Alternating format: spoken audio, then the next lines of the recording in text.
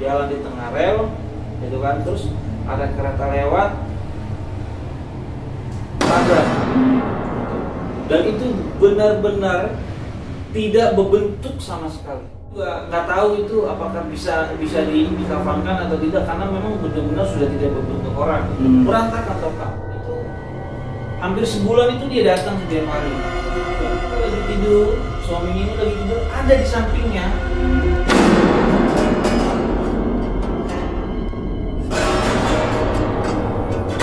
Halo Sobat Honor Indonesia, kembali lagi di channel kita Jendela Usang. Kali ini kita ingin menyajikan konten podcast dengan Bung Agus Kaloman Panjaitan. Selamat malam Bung Agus. Terima kasih sudah datang. Sama-sama. Menyempatkan waktunya di sini. Jadi kali ini Bung Agus ini ingin menceritakan tentang pengalaman mistis tentunya atau horor, tentang kecelakaan yang ada di sekitar rumahnya. Jadi kecelakaan ini tentang kereta api. Penjelasannya dan Bung Agus yang menceritakan selanjutnya. Jadi gimana Bung Agus? Boleh ceritakan atau sebelumnya memperkenalkan diri dulu? Ya. Kemarin saya dengan Agus Panjaitan.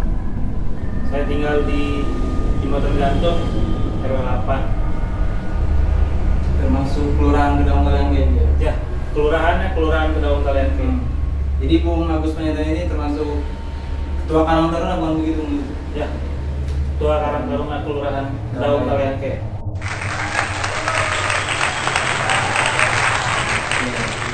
Untuk tentang pengalaman mistisnya atau pengalaman horornya boleh diceritakan ke Sobat Honor ini.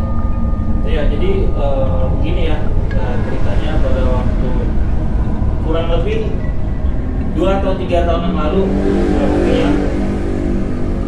Jadi saya tinggal itu di dekat lintasan kereta api. Lintasan kereta api. Tepatnya ke pintu kereta api. Ya, dekat pintu kereta api dan lintasan kereta api. Jadi pada waktu itu pernah terjadi kecelakaan. Itu kecelakaannya cukup parah. Pada waktu itu parah banget sih emang. Jadi ibu-ibu diboncengin sama anaknya nih. Nah, kereta itu melintas dari arah stasiun Duri menuju ke arah Tangerang. Ya, dan menuju ke arah Tangerang. Ya. Sedangkan motor ini dari arah Danmogot menuju ke arah Kembangan. Kejadiannya itu tepat di siang hari. Ya, jadi ketika motor mau lewat, kereta juga lewat. Terjadilah tuburukan ini, kecelakaannya cukup parah. Jadi si ibunya ini yang dibonceng itu terpental sampai ke bawah, ke kali. Nah, sementara si pengendara ini anaknya itu benturan keras kepalanya dengan beton yang ada di lintasan kereta. Itu kira-kira pecah kepalanya, otaknya keluar. Si ibunya juga terpental ke bawah kali. Dua-duanya mati, motor hancur. Jadi kebetulan pas di kejadian itu Bung Agus ini ada di tempat kejadian atau ya, gimana? Karena kebetulan dekat rumah saya ada di TKP. Iya, setelah kejadian kecelakaan itu langsung ramai dan saya menyaksikan langsung. Ibunya ini orang dari sekitar situ atau dari luar? Bukan sih, biasanya yang kecelakaan situ ya, alhamdulillahnya bukan warga sekitar, tapi orang yang melintas. Setelah kejadian itu apa yang Bung dan warga sekitar lakuin? Ya, kita pertama adalah melapor sih, melapor ke pihak berwajib sehingga korban segera bisa dievakuasi. Untuk Mayatnya masih berbentuk soalnya kan ketabrak kereta nih, atau kendaraannya bentuknya gimana, boleh diceritakan? kalau yang ini kejadiannya memang parah tapi masih berbentuk mayat. Masih ya. Kalau yang pengendara anaknya yang cowok itu kepalanya itu pecah. Kepalanya pecah, otaknya keluar, dan itu memang udah parah lah gitu. Nah kalau ibunya ini kepental karena kan lintasannya itu kan di bawahnya itu kali. Jadi ibunya itu kepental ke bawah gitu. Itu yang lumayan parah. Tapi ada lagi yang lebih parah, yang benar-benar lebih parah, tapi nanti saya akan ceritakan. Kita akan kupas dulu ini. Apa namanya? Untuk kendaraannya atau dampaknya dari kejadian itu kira-kira macetan atau kayak gimana itu kurang lebih evakuasinya berapa lama tuh? Evakuasinya lumayan lama ya, karena sampai jam 5 itu baru bisa dievakuasi. Sampai jam 5 baru bisa dievakuasi. Jadi memang macet total pasti total. Ya, macet total karena kan itu mengundang kerumunan warga gitu. Oke. Silakan ngopi dulu Bung, siapin dulu biar santai kita ngobrol-ngobrolnya. Oke Bung Andrew, Bung Agus. Jadi setelah kejadian itu saya pernah baca artikel atau berita yang dulu ya waktu di Kereta Bintaro itu kan setelah kejadian kecelakaan itu banyak cerita-cerita mistis di warga sekitar. Ya. Kalau boleh tahu setelah kejadian di tempat Bung Andrew ini ada kejadian-kejadian mistis atau temennya atau keluarganya atau tetangganya yang mengalami kejadian di situ? Oh ada. Boleh tolong dijelaskan? Jadi setelah kejadian kecelakaan ini, besokannya, jadi suaminya atau bapaknya si pengendara ini datang ke lokasi. Tinggalnya kalau nggak salah itu di daerah Jembatan 5 dia, gitu kan. Jadi setelah kecelakaan, bapaknya ini datang ke lokasi ke Jembatan Gantung itu dia datang, lalu dia menyampaikan dengan rasa takutnya dia itu disamperin, diparanin oleh si istrinya ini. Ya, sama istrinya ini dia disamperin. Jadi hampir setiap malam dia di rumah itu kayak ya, gitu sama istrinya. Setelah kejadian malamnya langsung disamperin. Gitu padahal itu istrinya sudah dikebumikan. Nah, setelah selesai ritual untuk pemakaman, gitu kan, dia pulang ke rumah. Nah di rumah itu istrinya sudah nunggu. Lalu istrinya menyampaikan pada suaminya itu bahwa ada barang yang tertinggal di situ yang harus diambil. Jadi istrinya ini kasih pesan ke suaminya, ngambil barang sesuatu atau barang berharganya si korban ini. Ya, betul. Karena saya nggak tahu detailnya apa. Cuman dia bilang ada barang yang harus dia kembalikan, gitu. Jadi dia sehari datang, hari kedua datang, hari ketiga sampai kurang lebih itu hampir sebulan itu dia datang setiap hari. Suaminya itu pertamanya itu awalnya minta ke siapa nih? Saya ngomong ke siapa? Jadi kepala daerah setempat ya atau gimana? Awalnya datang ke TKP, itu dia cari tahu dulu, tanya orang-orang sekitar. Nah, ternyata belum nemu titik terang, gitu kan. Besokannya dia datang lagi, gitu kan. Katanya dia lagi tidur, suaminya ini lagi tidur, ada di sampingnya. Ada di sampingnya si istrinya ini, tetap dia minta si suaminya ini ambilkan barang yang terjadi di kecelakaan itu. Biasanya memang setiap kejadian itu barang-barang itu berceceran atau bagaimana, ada yang ininya ya. Ada evakuasi ya. Atau barangnya itu ketemu nggak atau sempet dapet nggak nih suaminya? Nah, kira tanya lah sama RT setempat, gitu kan, sama pejabat setempat, gitu kan. Dan saya pribadi pun sempat membantu si bapak ini untuk cari tahu, gitu, siapa yang menemukan barang yang istrinya cari ini, almarhumah istrinya cari ini, gitu. Nah, ada beberapa, ada satu nama yang memang diindikasi dialah yang mengamankan barang tersebut, gitu. Saya pribadi pun sudah sempat konfirmasi ke orang tersebut, ya, tapi ternyata orang tersebut tidak mengakuinya, gitu. Nah saya tidak tahu apakah memang dia tidak benar-benar tidak melakukannya untuk mengamankan barangnya si korban, atau memang dia pura-pura tidak tahu. Soalnya di tempat itu nggak ada saksi mata juga ya, siapa yang mengambil, atau siapa yang mengevakuasi, atau siapa yang mengamankan barangnya. Ya, karena kan kondisinya setelah kecelakaan tuh langsung rame gitu. Jadi orang itulah, warga itu, masyarakat itu langsung fokus kepada korban gitu. Jadi, setelah beberapa kali kan si bapak ini minta ke situ, tapi pada akhirnya nggak ketemu juga ini barangnya. Tetap pada akhirnya sampai nggak ketemu ya. Untuk anaknya segala macam, atau ada yang setelah orang lewat diganggu atau kayak gimana, itu ada nggak? Sempat sih ada cerita. Jadi kan kalau si anaknya ini jatuhnya ini masih di rel, dan itu betul-betul kepalanya itu betul beton yang di. Jadi pernah ada cerita, kan ada di situ tukang parkirnya itu, penjaga pintunya itu bisa sampai tengah malam ya. Pernah cerita itu sempat di apa namanya istilahnya, ditongolin lah. Iya, ditongolin gitu. Cuman itu tidak berlangsung lama. Ya. Apa arwah yang si korban ini sempat minta aneh-aneh nggak, atau minta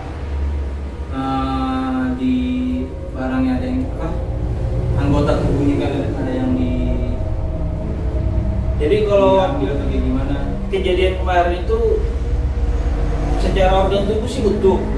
Ya, cuma memang si anak itu kepalanya doang pecah, otaknya berceceran. Nah si ibunya jatuh, tapi secara organ sih utuh gitu.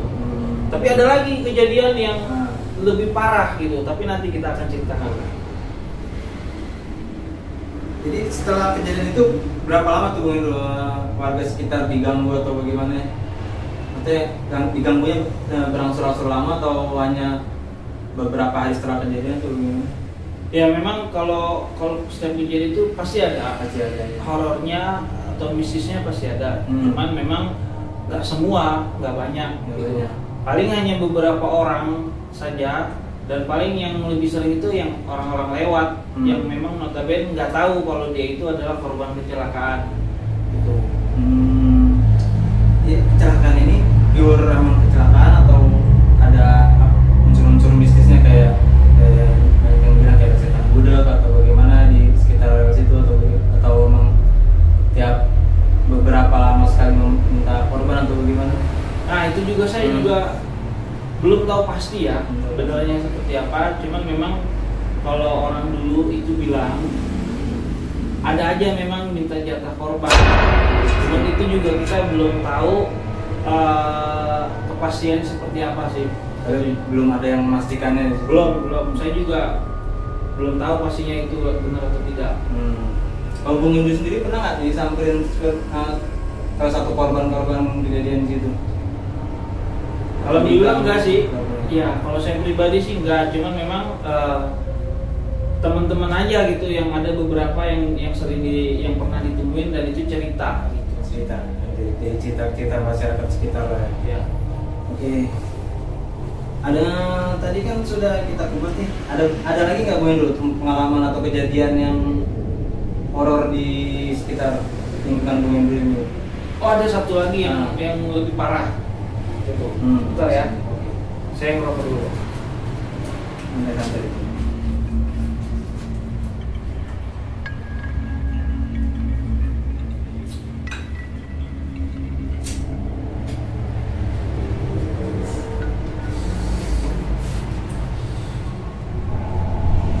Jadi begini, yang tadi saya ceritakan ada lagi yang lebih parah. Kejadiannya adalah, jadi ada kecelakaan. Ini orang gemuk banget. Orang gemuk banget.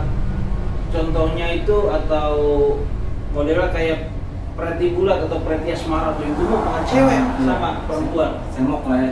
Ya, gemuk banget, gemuk banget gitu. Jadi dia itu jalan di tengah rel. Jalan di tengah rel gitu kan, terus ada kereta lewat,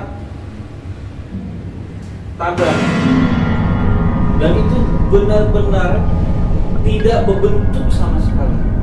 Jadi ibaratnya gini loh, kalau buah kita jus itu kan memang sudah tidak berbentuk ya.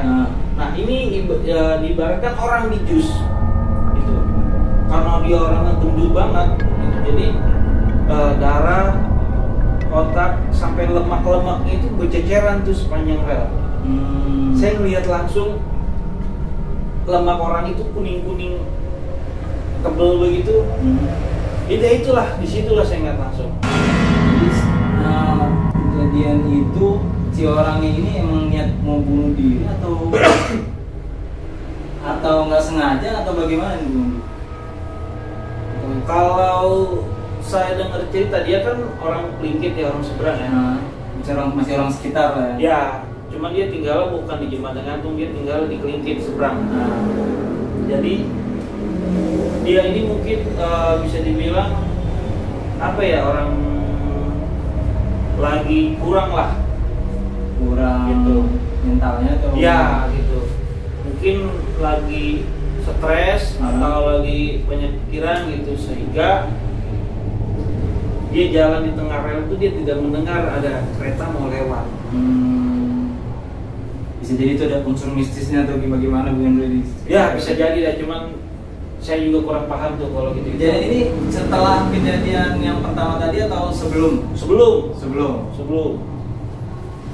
Jadi lebih agak lama lagi nih waktunya ya? Ya, kurang lebih 4 tahun lalu lah. 4 tahun kurang lebih ya. Setelah kejadian itu apa yang Bu Hendro atau warga sekitar alami nih? Jadi sempat ada beberapa cerita mistis setelah kejadian ini ya. Yaitu dia itu semacam menampakkan diri lalu minta potongan-potongannya itu dicarikan, karena sudah benar-benar hancur sehingga saat pengumpulan organ-organ tubuhnya ini kurang maksimal gitu. Dan saya juga nggak tahu itu apakah bisa dikafankan atau tidak, karena memang benar-benar sudah tidak berbentuk orang, berantakan banget. Nah jadi setelah kejadian itu dia beberapa kali menampakkan diri dan minta tolong untuk dicarikan organ-organ yang belum ditemukan. Minta tolong ini tetap untuk pintu rumah warga atau dia warga yang lewat atau bagaimana? Jadi ada beberapa orang yang melintasi jalur rel kereta api tempat kecelakaan itu, dan disitulah itu dia menampakkan diri. Jadi ketika ada yang lewat, dia minta tolong. Ada yang menolong atau tidak? Ya, mungkin kalau yang tahu dia akan lari. Iya. Nah kalau yang belum tahu, dia pasti akan ibaratnya merespon dulu. Iya. Kalau yang orang yang tidak tahu bahwa ini adalah dia ini korban kecelakaan, dia akan merespon. Nah ketika minta tolongnya itu mencarikan potongan organ tubuh, disitulah dia udah mulai lari. Jadi ini orang juga, ini korban juga nggak bisa dikebumikan ya, soalnya tubuhnya nggak berbentuk atau bagaimana? Sama sekali nggak berbentuk. Kepala juga udah hancur total, badan juga udah hancur total, tangan kaki itu sudah tidak tahu kemana gitu. Hanya ada potongan jari ini di sini, potongan jari ini di sini. Udah pisah-pisah. Iya udah pisah-pisah gitu. Itu sepanjang jalan kereta itu kurang lebih 20 meter itu berceceran gitu. Gitu. Untuk setiap malam itu pernah nggak korban-korban ini merintih, menangis atau bagaimana? Pernah ada yang kerja itu berhenti kesakitan. Pernah ada cerita juga gitu. Terus ada juga yang lebih sering itu, kalau yang kejadian kedua itu lebih sering minta tolong carikan potongan-potongannya yang belum ditemukan. Karena kan ada beberapa juga yang pecahan potongannya itu dipulung ke kali, karena kan keadaannya kenceng banget keretanya itu. Gitu. Jadi untuk Bung Andrew sendiri habis setelah kejadian itu, Bung Andrew diganggu nggak sama ini korban? Soalnya kan Bung Andrew ada di TKP nih. Ya. Terbayang-bayang nggak pas lagi tidur atau lagi ngapain? Nah, Setelah saya melihat sih biasanya saya cuci muka ya. cuci muka. Ya. Kalau saya pribadi sih alhamdulillah nggak diganggu. Nggak diganggu. Gitu. Ya mudah-mudahan jangan diganggu. Dan biasanya itu saya dengar cerita aja dari beberapa orang atau beberapa teman yang memang pernah ditampakkan atau diganggu. Kalau ditampakkan itu maksud temennya ini orangnya masih berbentuk itu cewek? Berbentuk orang. Masih berbentuk orang? Berbentuk orang normal gitu. Nangis atau bagaimana? Yang pertama itu tadi minta tolong gitu kan, terus ada juga nangis-nangis merintih kesakitan gitu kan. Gitu. Oke, sobat horor Indonesia. Jadi kita sudah mendengar pengalaman dari Bung Andrew dan warga sekitar rumahnya tentang korban kecelakaan kereta api. Memang kejadian ini sudah sering terjadi di setiap perlintasan kereta api sekitar Jakarta. Mengingat dulu emang banyak cerita horor dari kecelakaan Bintaro, jadi menjalar kemana-mana lah setiap pintu kereta api itu pasti ada aja yang minta korban konon katanya. Baik sobat Indonesia, terima kasih untuk waktunya. Selamat malam. Yang belum subscribe, like, comment, and share. Jika kalian suka, share ke teman-teman kalian. Salam horor Indonesia. Terima kasih Bung Andrew.